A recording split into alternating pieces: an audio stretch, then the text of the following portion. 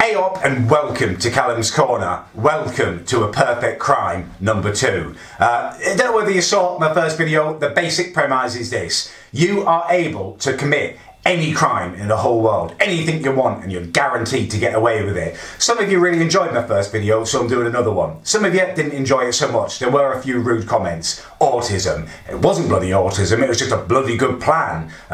What else was there? Unrealistic. It doesn't matter. The only limit to this is your imagination.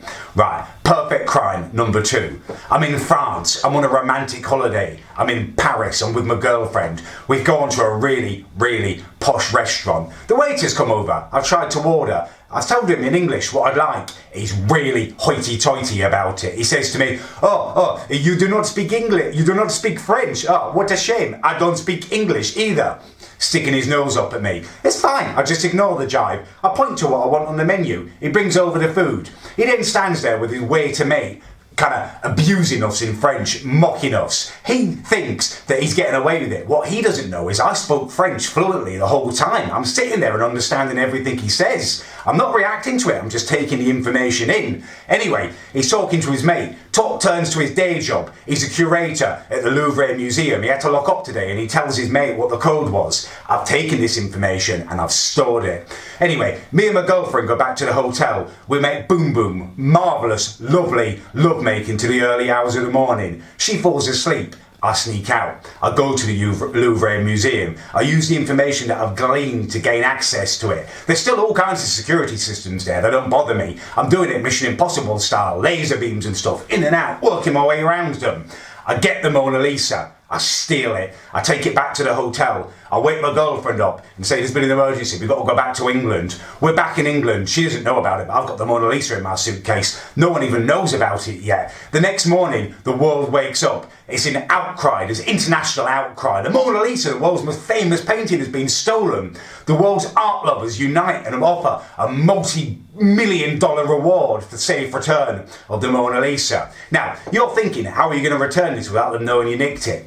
This is where it gets clever. What I do is I then, in the dead of night, break into David Cameron's house. I hide the painting under the stairs. I leave his house. I phone it into the police. They rush round there and search his house. They find it. He's arrested. He's hauled away to prison in chains. I've rid the world of a floppy-haired, smoke-faced spasmoid and made myself a multi-millionaire in one fell swoop. I don't rest on my laurels. I take this money and I invest it. I mount a hostile takeover of the TicTac company.